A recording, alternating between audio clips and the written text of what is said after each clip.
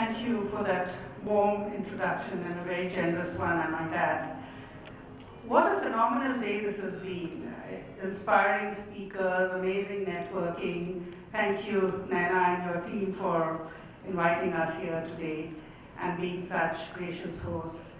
I'm very conscious of the fact that I stand between you and dinner, and it's been a long day, so I'll do my best to keep this brief and hopefully engaging. 2 years ago, I found myself at an important turning point in my life. I had spent 23 years in CRISIL, which was a credit ratings and a global analytical company, and the last 8 years of which as CEO. I loved my job, but that I knew that it was time for me to do something different. Something where I could use my skills and my capabilities to better contribute to having an impact in the world. Frankly, at that point, I had never heard of impact investing. The industry was completely new to me, as was its potential in India. But the more I learned about the sector, the more I realized that it had tremendous promise and could provide me an amazing platform to contribute.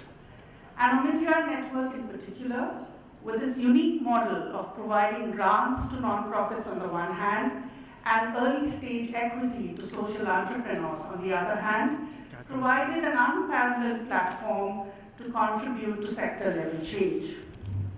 In my time at Omidyar Network, I've had the privilege of working with colleagues who spent over a decade in this field, in an organization which has so far committed over $1 billion through for-profit investments and through grants, and has impacted the lives of 650 million people all over the world. Of this, about 240 million has been invested here in Asia, the bulk of which is in India, where I lead the firm's work. In addition to our investing work, we also support the global impact investing industry, which the Global Impact Investing Network has estimated to be at $114 billion, 15 billion of which was invested last year alone. The industry is gaining greater recognition. TPG and BlackRock have announced impact funds, and as you can see here, we've even received an endorsement from the Pope. What I'm going to do here today is talk a little bit about our experiences and learnings from our work in India.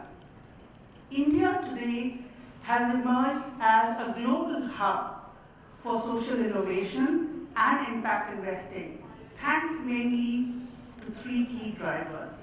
First, the spread of technology, and mainly the proliferation of mobile phones, which has enabled millions of businesses to reach millions of customers whom they could not reach before.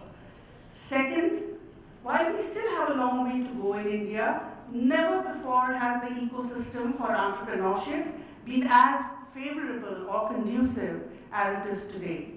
And third, domestic philanthropists in India are beginning to think more strategically about how they deploy their capital, and we think of it as an important first step towards impact investing. Let us look at each of these trends a little deeper, starting with the role of technology. The mass proliferation of mobile phones, and particularly smartphones, has been a critical driver of impact all over the region, but more importantly, in a relatively lower income country like India. 3 out of 4 adults in India today have a mobile phone, and over 300 million people have smartphones. Suddenly, populations that businesses could never have dreamt of reaching before are accessible to them.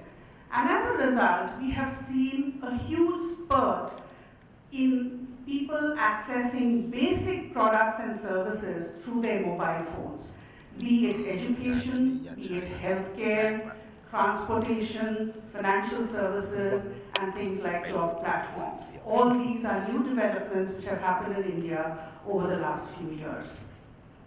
Take the example of financial services. People who so far would keep their savings in cash can today receive money, make payments, get a loan, and even buy insurance using their mobile phones.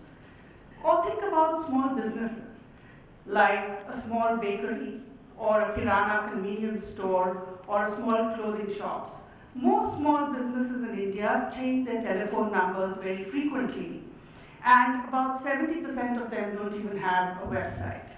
One of our investees, Now Floats, enables a small business to set up a website for them by sending just 3 SMS or text messages, and allows these businesses to be discovered in searches in a hyperlocal context. Think about it, being able to set up a website by sending just 3 text messages. We are also particularly excited about the India stack, which is a technology stack.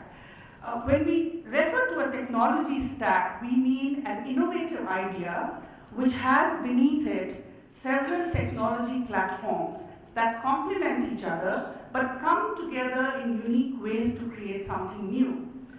A great example of this is Uber, for example.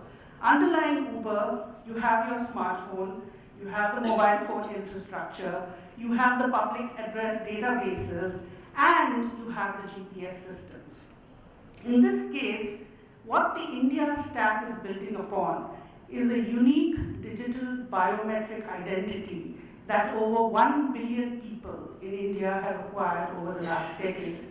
And sitting on top of this is a combination of public utilities and software standards like the e-signature or the e-KYC or digital lockers or a consent layer, all of which we believe will create opportunities for a wave of new types of entrepreneurs and new types of businesses. And finally, on technology, in India, we now have a massive low-cost digital payment infrastructure which is being driven by a surge in bank accounts and the availability of new instruments like wallets, payment banks, and a united payment interface, which has just been launched in India a few months ago, which enables very easy transfer of money through mobile phones, even simpler than what existed earlier through wallets. The second trend supporting impact investing is the entrepreneurial environment. India's ecosystem for entrepreneurs is rapidly improving. Funding has gone up significantly in the last few years, and we are seeing a more supportive government policy environment. Consequently, we now have India emerging as the 3rd largest startup hub anywhere in the world. Several government policies announced recently have aimed to be supportive, whether it's the Startup India program or the India Aspiration Fund of Funds, where the government is a co-investor with venture capital funds in innovative entrepreneurs. But what is most exciting really is the fact that some of the best minds in India today and the best talent in India today is turning towards entrepreneurship. We are really excited about this tidal wave of new entrepreneurs that we are seeing, who are building businesses which capitalize on the trends that I've talked about, and building businesses that also have positive social impact. And frankly, these entrepreneurs have been the most inspiring part of my own journey into impact investing. These entrepreneurs are young, they know no fear, they are idealistic, they differ from previous generations in their altruism, for example, and they are absorbed with doing well and doing good. And the third trend supporting impact investing in India is philanthropy and strategic giving. So far, impact investments in India have mainly been funded by foreign money or investors from outside the country. But domestic philanthropists are now beginning to get a lot more strategic in how they think about deploying their capital. And this journey is something that we at Omidyar Network have seen happen at very close quarters. When eBay went public, its founder, Pierre Omidyar, and his wife Pam found themselves wealthier than they had ever imagined. And so they decided that they wanted to give all their money back. And they did what most philanthropists tend to do. They set up the Omidyar Family Foundation, which was mainly following a traditional approach of grant giving. Yes, they were responsive, and yes, they were very thoughtful, but it was a more informal approach to giving. While all this was happening, what Pierre was observing was what was happening at eBay. And what was happening at eBay was that eBay was offering or making it possible for millions of people all over the world to improve their lives. It was creating opportunities for people to improve their lives. And it was able to do this at massive scale in a way that no foundation could do. And that is when Pierre realized that a more strategic approach to philanthropy absolutely needed to include market-based solutions, because it is only with market-based solutions that you can achieve impact at a massive scale. And so he created Omidyar Network, which has a flexible funding model. We have what we call a dual checkbook that allows for both for-profit investing through an LLC and with grant making through a 501c3. Because we have this dual structure, it enables us to make investments along the entire continuum of returns, right from market-based returns that you can see here on the chart on the left, all the way up to philanthropic grants on the right. Because we have flexible capital, we have to think very hard to answer this question. Under what circumstances will we sacrifice market-based returns? We have three primary types of investments that you can see on this chart. A's, or these are investments where we expect very strong commercial returns. In the A1 investment, we could have other VCs or other investors co-investing with us. In A2, this has not yet been tested because we would be the sole investors. B's are investments where we do not expect market-based returns.